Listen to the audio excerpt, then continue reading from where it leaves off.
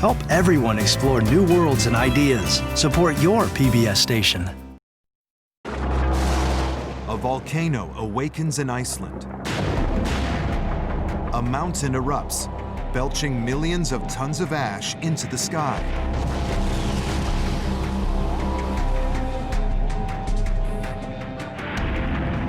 Airlines soon feel the effect. 100,000 flights are canceled. Around 10 million passengers stranded. Chaos, aircraft grounded, airlines going out of business. Had an enormous impact for aviation, brought Europe to a standstill. The impact quickly spreads. Freight movement around the globe is crippled, costing the world's already fragile economy billions of dollars. And now, scientists are discovering volcanoes in Iceland that can dwarf this eruption of ash in 2010. Volcanoes that produce killer clouds of sulfuric acid. And most alarming of all, a giant ice-covered volcano that's overdue to erupt and that could impact the entire planet. Nowadays, we are very vulnerable to volcanic eruptions. It's not a matter of if, it's when. Volcanoes can be considered a ticking time bomb. I would predict that we would see death tolls running into the hundreds of thousands. How threatening could the next eruption from Iceland be? Doomsday volcanoes, right now on Nova.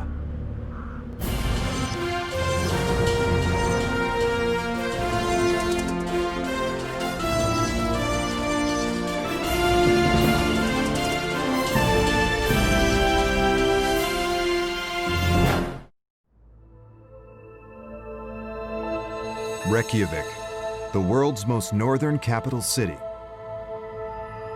Home to most of Iceland's 320,000 inhabitants. Over 1,000 years ago, the Vikings settled this frozen land. Today, tourists flock here to marvel at Iceland's explosive geysers and boiling pools.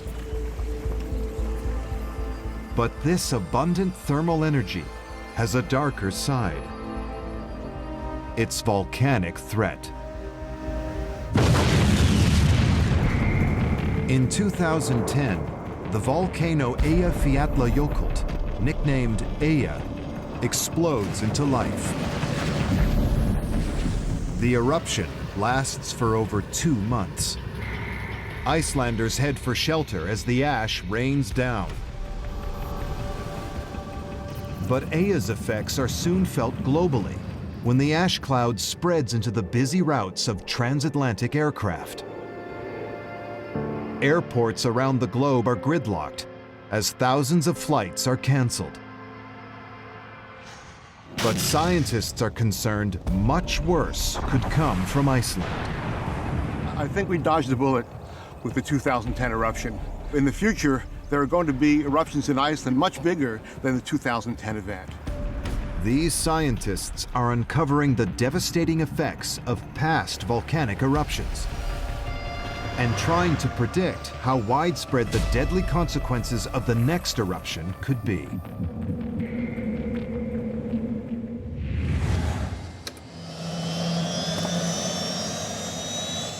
Thor Thordarson is a volcanologist. He knows Iceland's volcanic threat well, having spent almost 30 years mapping its complex geology. The amazing thing about Iceland is that it has 30 active volcanic systems. Iceland is about the size of Kentucky. With so many live volcanoes in such a small area, it's one of the most volcanically active places on Earth. But while Eyja sleeps again, 3 nearby volcanoes are cause for concern. Since the eruption at Eyjafjallajökull in 2010, we are keeping a close eye on 3 volcanoes, the Hekla volcano, Katla and Laki. Eyja's volcanic neighbors, Hekla, Katla and Laki, are clustered in a zone of intense volcanism in the south of the island. Each has a distinct personality. Laki, a fissure volcano that tears across the landscape for 17 miles. She last erupted in 1783, wiping out a fifth of Iceland's population. Hekla, a menacing peak almost 5,000 feet high. Historically, she has erupted violently without warning, belching vast amounts of ash. And Katla, a giant volcano 18 miles across, hidden under 2,000 feet of ice. Katla is decades overdue for an eruption. She's currently rumbling, so volcanologists are most worried about her.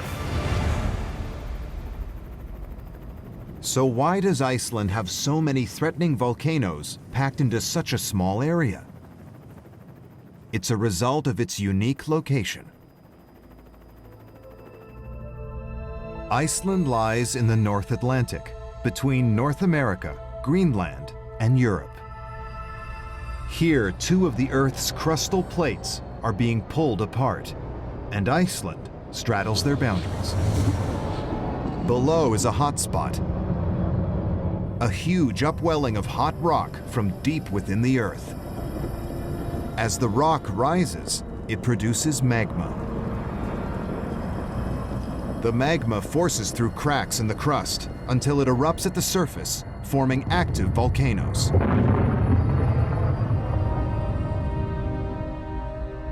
One of the reasons why it is difficult to predict volcanic eruptions is that we try to predict behavior of something that we can't see. We can't see the magma that actually is the source of these events. Above ground, Eyja, Laki, Hekla, and Katla appear to be separate volcanoes. But some scientists are starting to wonder if they might be linked underground, and that Eyja's recent eruption could have disturbed one of its neighbors. Now, there's an astonishing place that helps reveal how volcanoes are linked. It is exciting to be here. Quite unique to be able to go down into the crater. These geologists are about to take an incredible journey into the heart of a volcano. 70 miles west of Eyja is Þrengingugir crater. It's a unique location that gives a tantalizing insight into how Iceland's volcanoes work.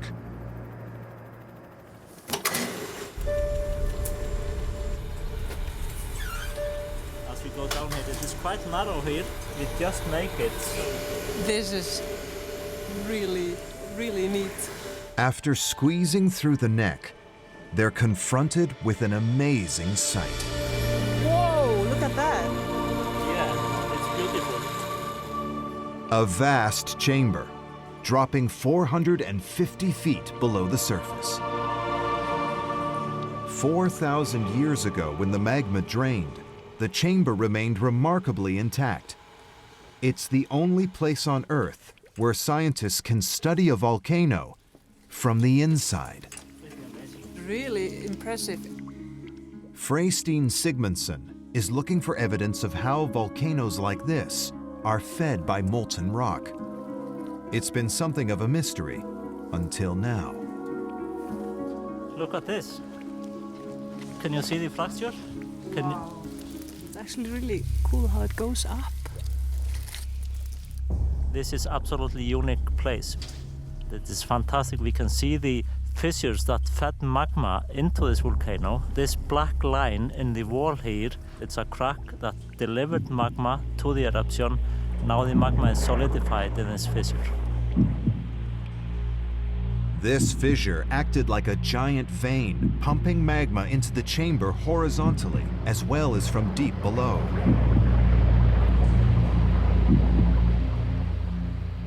What is so special is we can clearly see it both sides.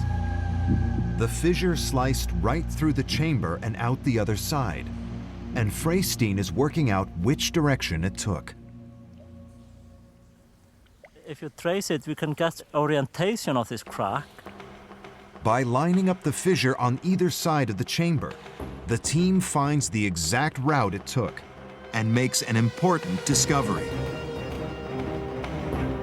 What we have found out is that they can go on for many miles. They are like thin sheets. They can link different volcanoes. So although volcanoes appear isolated on the surface, fissures carrying magma can link them underground. And that's an important consideration in trying to predict which of Iceland's volcanoes might erupt next. Historically, Katla has erupted shortly after Eyja on more than one occasion, suggesting hidden underground fissures could link them. If so, could Eyja's recent 2010 eruption be the trigger that sets off the giant ice-covered Katla again? Or one of her other volcanic neighbors? And what would be the consequences? Volcanoes are some of nature's biggest killers. They threaten us with torrents of molten lava, clouds of choking ash, mists of toxic gas. And in the past, Iceland's inhabitants have suffered more than most.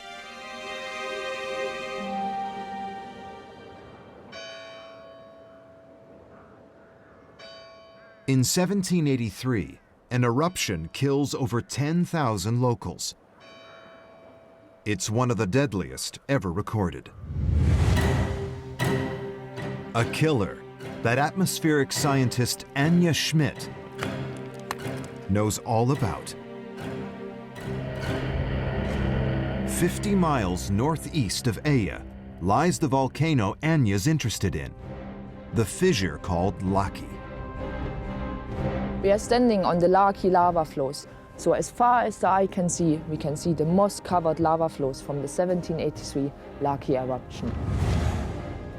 Just to give you a feeling for the scale, the area that these lava flows cover is actually 10 times the size of Manhattan. Why Laki produced so much lava is due to her volcanic character. Laki has a very special personality. It's very different in terms of eruption style, how it erupts from other volcanoes. It's a so-called fissure eruption, which means it erupts along a linear vent system. A linear vent system works like this. Instead of erupting from a single crater, lava gushes along a line where the fissure breaches the surface. In the United States, fissure eruptions are common on the big island of Hawaii, like this one in Kilauea. In 1783, Laki also erupted from a fissure, but on a vast scale. The Earth opened up along a 17-mile fissure, spraying molten rock skywards. Just imagine the Earth's crust zips open along a line. If we were standing here in 1783 witnessing the Laki eruption, it must have been a pretty frightening sight. So the sky would have been black and dark because the first volcanic ashfall will come down. And looking towards the actual eruption site, people could see fire fountains glowing red into the sky, rising up to 1 mile high into the sky. And then you will have these lava flows slowly advancing, so you see incandescent, red glowing lava flows in this darkened landscape. It sounds like a vision from Dante's Inferno. But surprisingly, it wasn't lava that was the killer. It was something far more lethal. Something that, if repeated in the 21st century, could affect millions around the globe.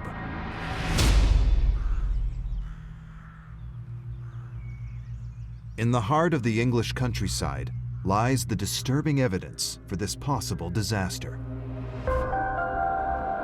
Here in church records, forensic geoscientist John Grattan is uncovering clues that revealed just how far Laki's deadly eruption reached.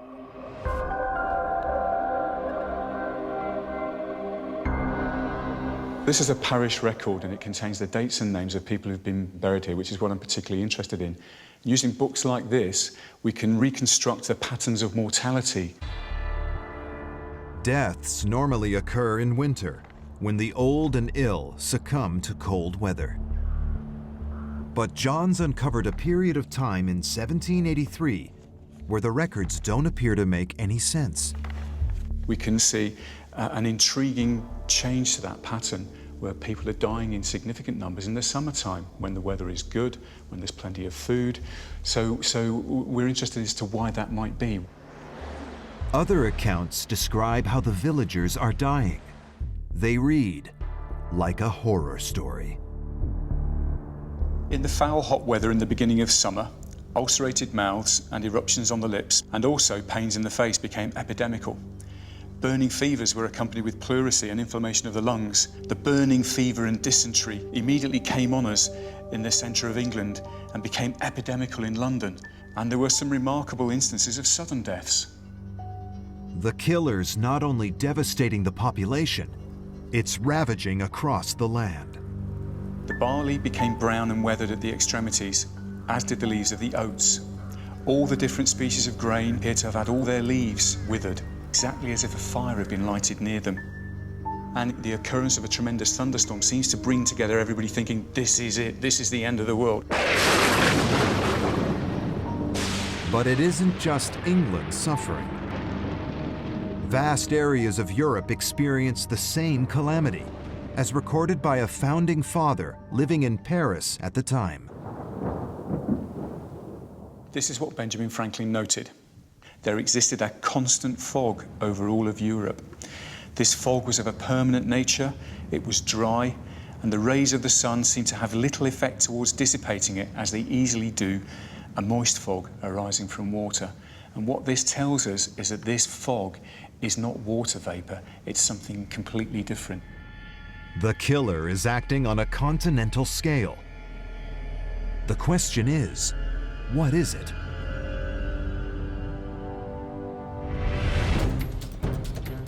Edinburgh, capital city of Scotland. In the university labs, geologist Chris Hayward examines lava from Laki. He's looking for chemical clues that might identify Laki's killer.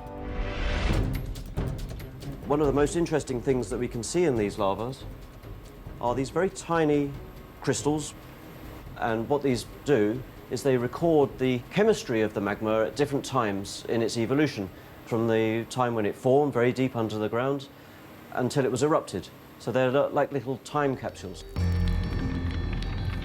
As the crystals grew, they entombed tiny pockets of Laki's magma inside them, along with its chemistry. So here is one of the crystals, this dark area, and you can see one of the little pockets of magma, and if I zoom in, this is the thickness of a sheet of paper, just to give you some idea of how small these things are.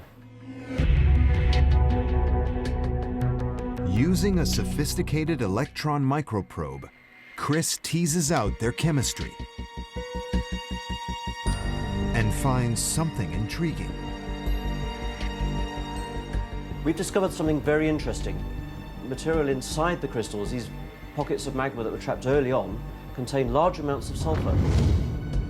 The crystals formed miles underground, when Laki's magma was relatively rich in sulfur.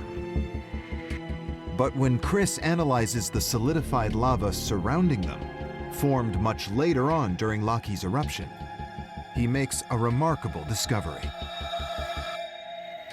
The final magma that froze in the lava when it was erupted contains almost no sulfur at all. So where did the sulfur go?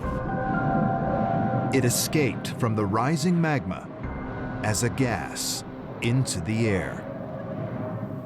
We estimate that around 120 million tons of sulfur was released during the eruption. So could Laki sulfur be responsible for the deaths in Europe and Iceland in 1783?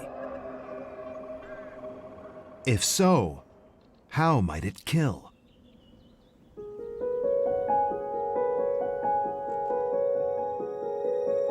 Chemist Andrea Sella has the answer.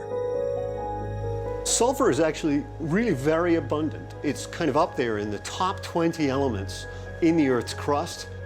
And native sulfur actually often comes out of the ground in volcanic areas to give this wonderful lemon yellow material. It also has a very distinctive odor. If we take a sample of commercial powdered sulfur and take the lid off and give it a quick sniff, it's got a delicate, almost evocative smell. It's something a little bit like a freshly sliced hard-boiled egg. It's the kind of smell that you often get near hot springs or thermal baths. It's something that you associate with volcanism.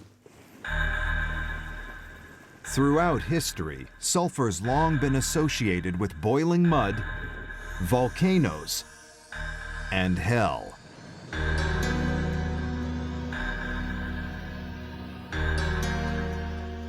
It was brimstone, the devil. It was clearly a dangerous and powerful substance. And in order to show this, what I think we should do is to heat a little bit of sulfur up and see the incredible things that it does.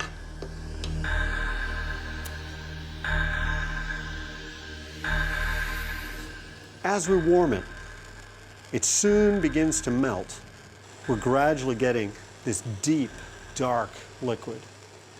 This is a little bit like traveling ever deeper into the bowels of the Earth. And if we go down far enough, deep down in the magma, the temperatures are so high, the sulfur is actually transformed to a gas. And as the magma rises, the gas escapes explosively as sulfur dioxide. This is among the most dangerous stuff that a volcano can produce.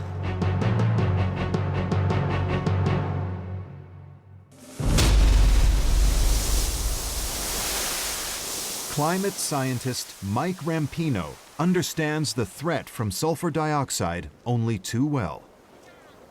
He's come to one of Iceland's major attractions, the thermal pools at Geyser, where water is volcanically heated in spectacular fashion. We're sitting in front of a hot pool, which is giving off water vapor and steam. But I can also smell and even taste acrid gas, and that's the big problem with volcanoes, the amount of sulfur gases that they release into the atmosphere. The sulfur dioxide gas given off by these pools is nasty enough.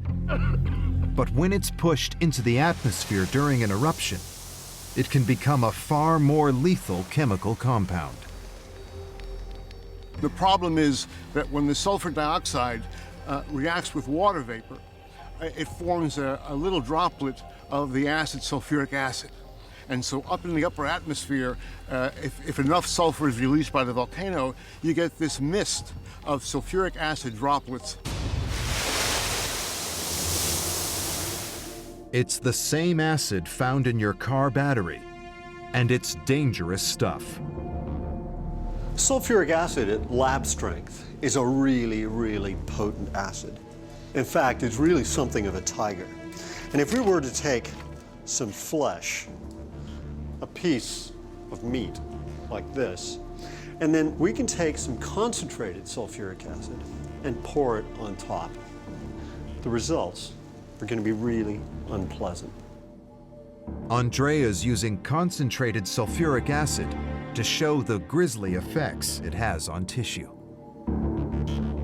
Within seconds, you start to see changes in the color and the surface of the flesh. And you can see it going from that happy dark red color to something much more sort of beigey brown. So what the acid does is it actually reacts with the protein in the flesh. It's a little bit like cooking. What we've done, in effect, is that we've used the acid as a kind of tenderizer.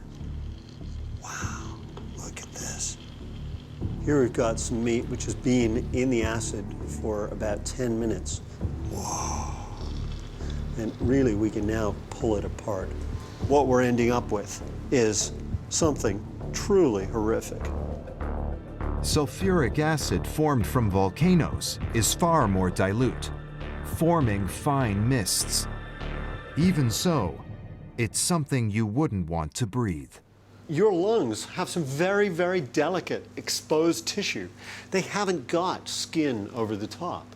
And the result is that anyone inhaling this mist is going to initially suffer some quite serious irritation. But there's going to be very, very long-term cumulative damage if this goes on for any period of time. In 1783, Laki's fissure eruption lasted for 8 months. Iceland's inhabitants didn't stand a chance against Laki's acidic cloud. And this cloud also killed hundreds of thousands more in Europe, according to John Grattan. But how could an eruption in Iceland affect people across such a vast area so far away? How on earth can these gases be concentrated sufficiently that you can taste them and smell them, that they'll burn your eyes over 1,000 miles away?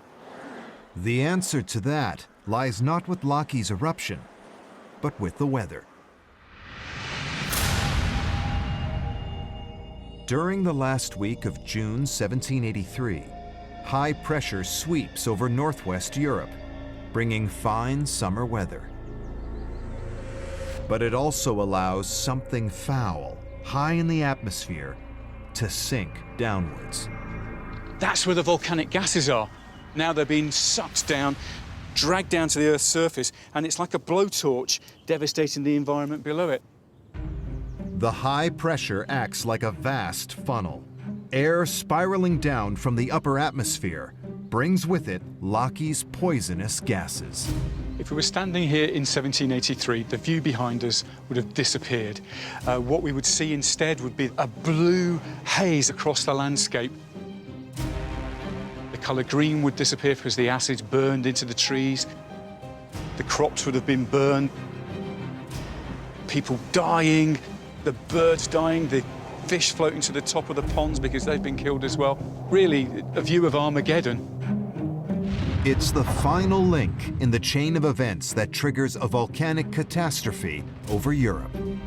One thing we do know from the geological record, that events that have happened in the past will happen in the future. So these events of 1783, they will be repeated again.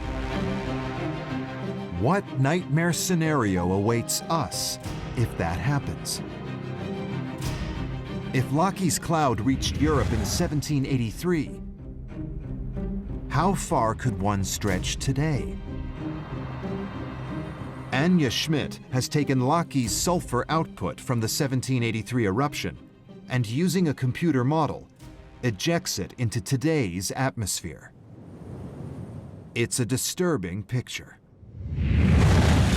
So the eruption starts in Iceland, and then, as you can see in the model, the sulfurous cloud spreads across Britain, Germany, France, and Spain.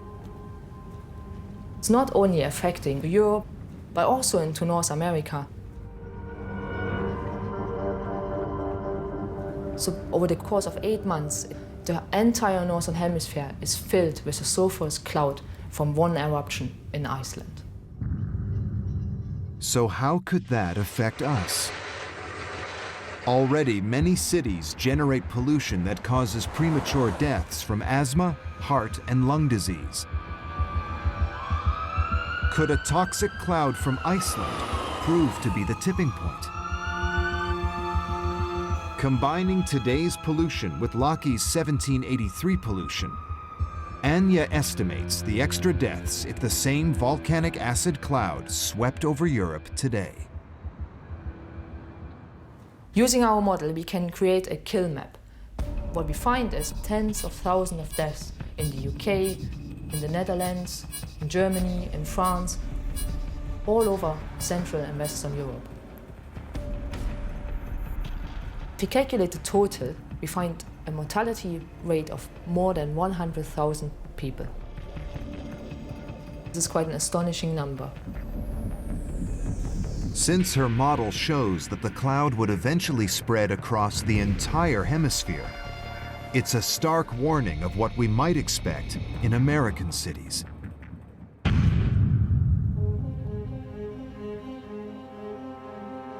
But there's another threat from Iceland's volcanoes. 45 miles west of Laki is Hekla. At almost 5,000 feet, Hekla's distinctive cone towers above the landscape.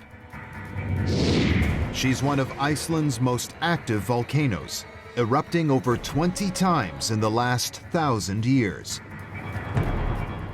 Hekla last erupted in 2000, and recently, her eruptions have been mild.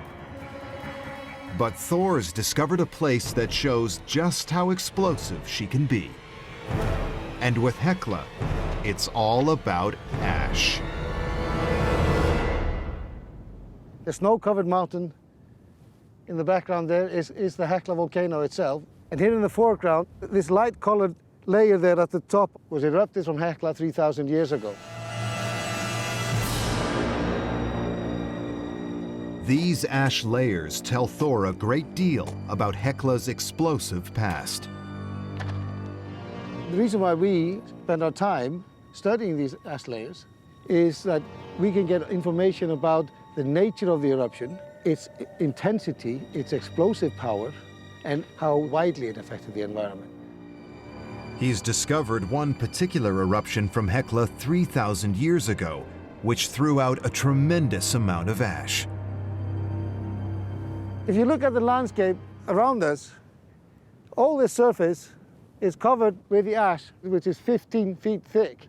And it doesn't matter where you look, it's all around you. That gives you a good indication of how powerful, how strong that eruption was. Hekla's explosive eruptions created this barren landscape. It's made of layer upon layer of ash, formed from pulverized magma. And it's typical of Hekla's family of volcanoes, the stratovolcanoes. Most stratovolcanoes around the world will produce big explosive eruptions. Every so often, we have the Big Bang. Now we've got an eruption down here. It's exactly what happened in Washington State in May 1980. Mount St. Helens, America's most famous stratovolcano, erupts. Rising magma triggers an earthquake and a vast landslide. The whole northwest section blown up. I'm going to back out of here. Take it down. Sending ash 80,000 feet high in just 15 minutes. This is as far east as you can go. And causing over 50 deaths. I can't believe it. It doesn't look like any place I've ever been before. Europe's most famous stratovolcano is Mount Vesuvius. When it erupted 2,000 years ago, gases and hot ashes rained down on the towns of Pompeii and Herculaneum, asphyxiating an unsuspecting population and killing up to 25,000 people. But what Thor's discovered about Hekla's eruption 3,000 years ago makes Mount St. Helens, Mount Vesuvius, and Eyja's 2010 eruption pale in significance. We've learned that this is one of the biggest eruptions from Hekla in the last 10,000 years. And the total volume of this material is between 2 and 3 cubic miles. It also sent ash plumes extending from Greenland well into mainland Europe. If we were standing exactly in this location 3,000 years ago when Hekla erupted, the first thing we'd have seen is a humongous column of ash rising up from the volcano, and from that plume we would have ash raining out, and along with that we'd have blocks like this one here flying through the air. This one is 20 pounds, So this eruption, it would have killed you, and you would have been buried in 15 feet of ash.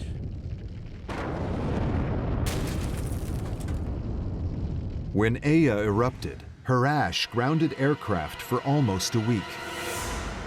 But Hekla could be far more disruptive. 3,000 years ago, Hekla produced 75 times more ash. The concern is, she might be about to do it again. The pattern that we have detected is suggesting that right now it is at the end of a phase where eruptions are diminishing in size, indicating that we might be entering a new phase, which usually starts with a big explosive eruption.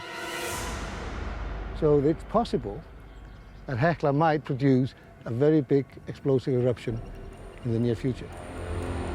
What chaos might we expect if this happens?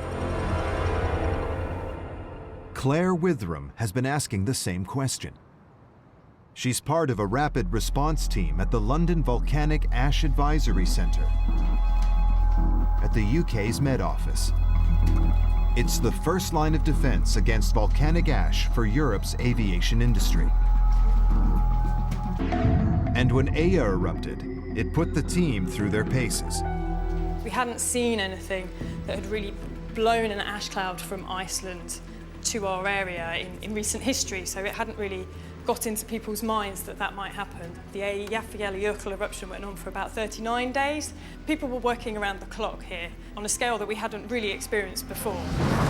The minute an eruption occurs, observers in Iceland contact the team. We then have a race against time to get out an advisory. We then have to update that information every 6 hours until the end of the eruption. Claire needs two key things to predict where the ash cloud is going. First, she needs an accurate weather forecast.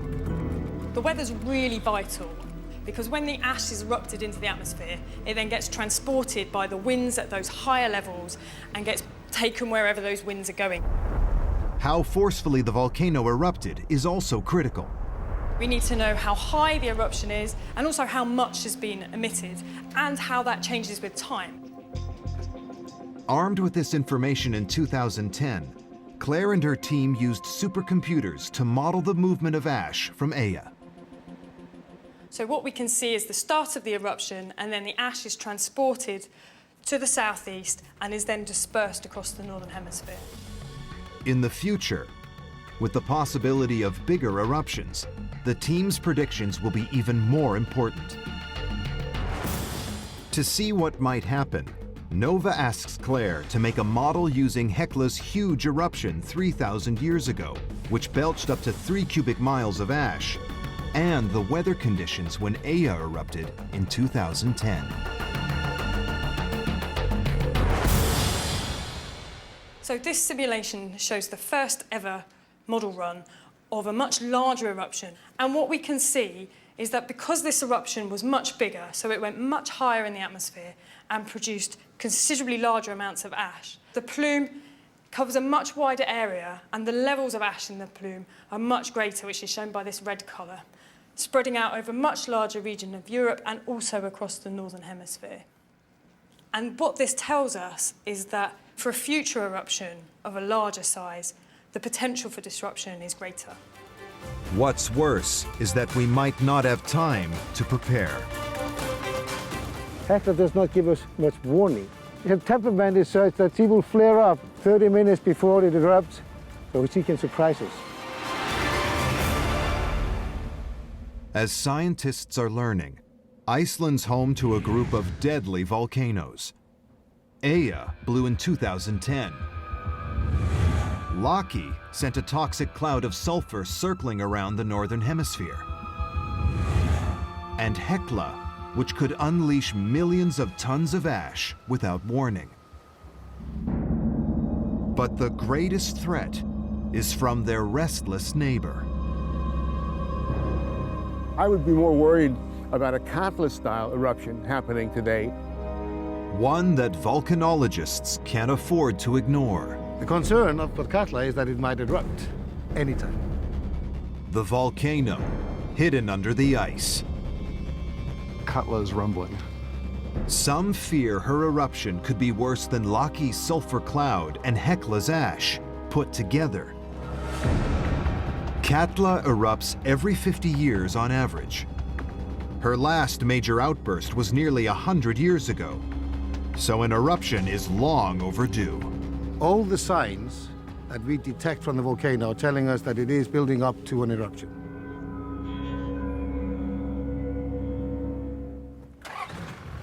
Recently, scientists have detected swarms of earthquakes around her crater. Whether this threatening activity is because Eyja's eruption has lit Katla's fuse, no one knows.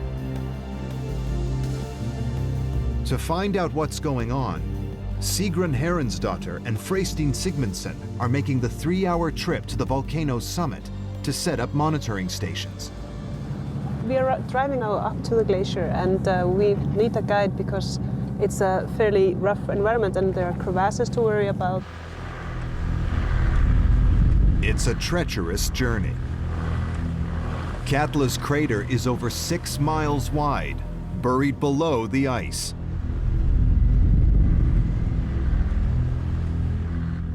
Sigrun is looking for a specific site to set up one of her stations, somewhere where Katla's rim breaks through the ice. Right on the top of the bedrock there. Yeah, it's actually, the bedrock is the caldera rim sticking right out of the glacier. Yeah, what a fantastic sight. It's the perfect spot. This rocky outcrop connects to Katla's magma chamber deep below. If the magma moves down there, so should the ground above it, here. This is just a simple antenna that is receiving data from the satellites that are traveling across the sky. And we hook the antenna to a receiver, and the receiver is logging the data. The satellites transmit signals to Sigrun's GPS network, stationed around Katla's rim, providing an extremely accurate fix on their positions. If Katla's magma chamber inflates, its rim pushes outwards, moving the receivers. Even a tiny shift of less than 1/8 of an inch can be detected. 129.3. So magma, like molten rock, is coming from great depth into the volcano. And what we have is like a magma chamber, which is just like a balloon. If you imagine you put air in a balloon and it inflates, we can actually sense that on the surface. And there are indications that Katla's chamber is indeed inflating. So first, we can actually look at the data from the GPS station that is right here at Katla volcano. Yeah. And we set this up during the Eyjafjallajökull eruption. This is 2010, and now we are in 2012. And you can see that the overall trend here, that is up. So like inflation of the magma chamber is almost 8 centimeters. It's quite a bit. The magma chamber of Katla volcano is inflating. The GPS readings show Katla could be building to an eruption. So what's the worst we can expect from her? Thor's been investigating layers of black ash the volcano ejected in 934. What he's uncovering alarms him. So here we have the lower part of the deposit. It is the bottom, and it's fairly coarse-grained. This is the one thing that we really want to worry about. Explosive events like this produce a lot of ash. Volcanologists have measured the thickness and extent of these ash layers, allowing them to calculate the volume of material Katla erupted 1,000 years ago. The results tell us this eruption at Katla, in terms of volume of material, is double the Hekla eruption 3,000 years ago. The closest we've come to experiencing an eruption on that scale rocked the Philippines in 1991, when Mount Pinatubo erupted. This, one of the largest eruptions in modern history, rumbled for just over a week. sending an estimated 2.5 cubic miles of ash into the atmosphere. But Katla's ash reveals she can erupt for far longer. There are many, many, many layers there, which means that this eruption featured many, many explosive events. It's a complex eruption and probably lasted for at least 1 year. If a year-long eruption of ash wasn't threatening enough, Katla also spewed 220 million tons of sulfur, much more than Laki in 1783. It is double that of Laki. So it is the biggest eruption in Icelandic history, and it is the biggest volcanic pollutant in recent times on planet Earth. It's this acidic pollution that scientists fear the most. If Katla erupts today, the devastation could trump the effects of Eyja, Laki, and Hekla combined. And the amount of sulfur produced would be far worse. Well, sulfur has a sort of a double whammy effect when it's in the atmosphere. The little droplets of sulfuric acid, or aerosol as it's called, stay in the upper atmosphere and cut out some of the sunlight that would come in and warm the Earth. So the result is that the Earth gets cooler. Katla has the power to change the world's climate. A long-duration eruption such as Katla, if it happened today, would cause quite a mess on a global scale. The numbers are about 2 degrees Celsius cooler. It doesn't sound like much, but it's enough to cause a transformation of the landscape. The evidence is clear. Iceland's volcanic eruptions could have global consequences, producing enough ash and sulfur to change the world's climate. But could we protect our economy if a less powerful eruption, like Eyja in 2010, occurs in the near future?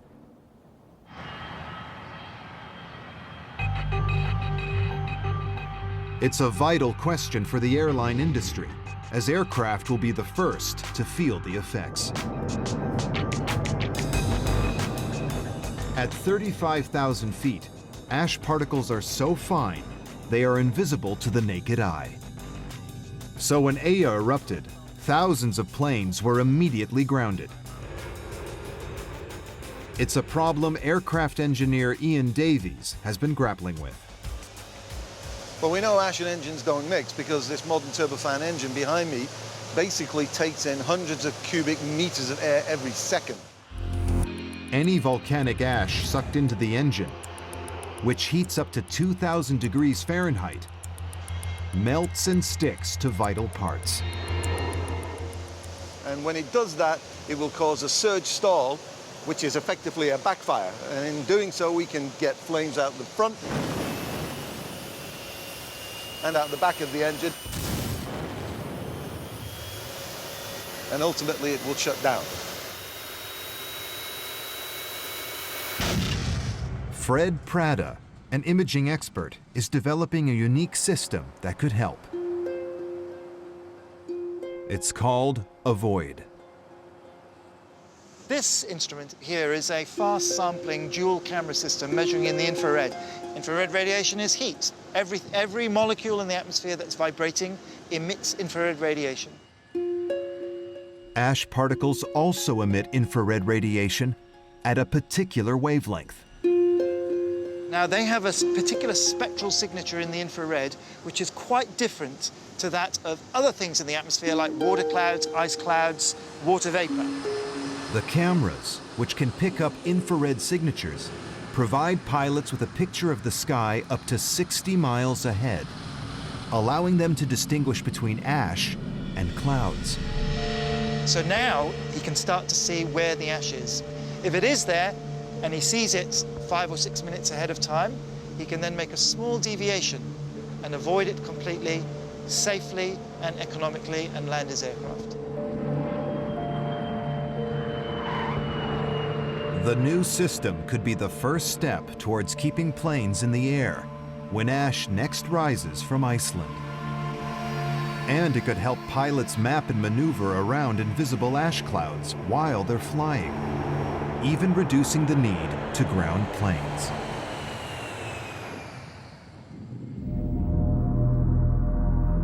Still, the greatest threat would come not from Katla's ash, but from her toxic sulfuric acid cloud.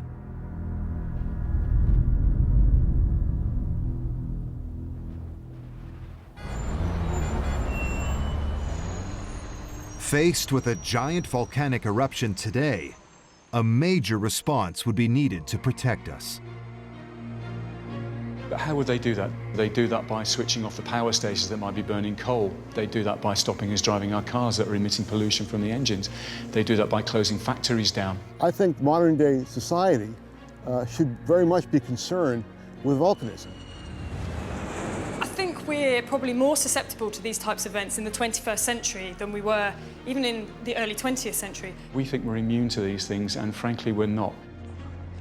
Those least able to protect themselves would be most affected. To be brutal about it, the vulnerable population will be culled from society. The elderly, the sick, people with heart and lung conditions, the obese.